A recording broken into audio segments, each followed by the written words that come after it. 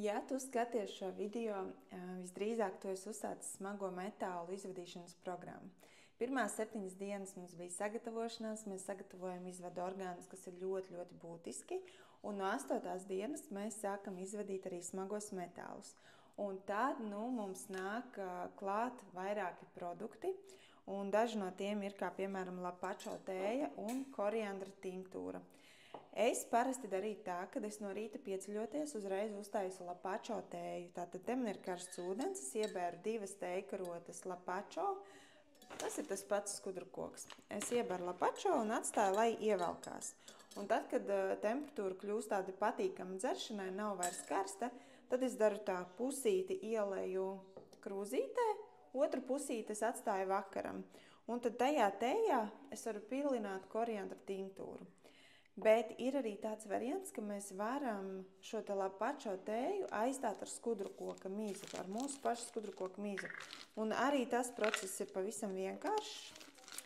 Te man ir silts ūdens, noteikti ne verdošs, bet tāds zem 60 grādiem, ap 50-40. Es paņemu kapsuliņu, attaisu, es viņu ieberu, samaisu.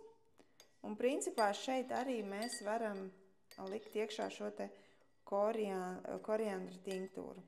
Tātad vai nu mēs gatavojam lapačo tēju, vai mēs liekam skudrukoka mīzes kapsuliņu, un arī mums sanāk skudrukoks tēju. Bet atšķirība ir tāda, ka šeit ir, protams, koncentrētāka, lapačo tēja ir tāda maigāka. Ja jums liekas, ka attīrīšanās process noltiek pārāk strauji, tad tomēr izmantojam lapačo tēju.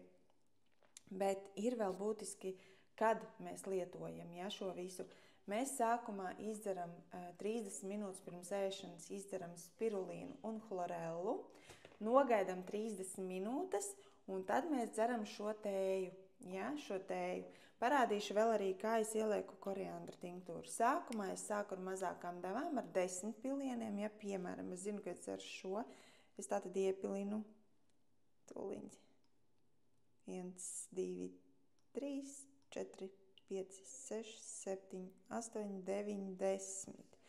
Es sāku ar mazākām devām, un tad, kad man pārgāja šie detoksifikācijas simptomi, jo man tiešām sākumā sāpēja galva un bija mazliet jocīgas sajūtas, tad es pamazām pārgāju līdz 15 pilieniem. Kad es jūtos komfortabli ar 10, tad jau ar 13, un tad ar 15. Un šādu mēs izdzeram tieši pirms ēšanas, izdzeram un dodamies ēst. Un principā tas ir arī viss, kas jums ir jāzina par šo lapačo tējas un koriandra tinktūras pagatavošanu.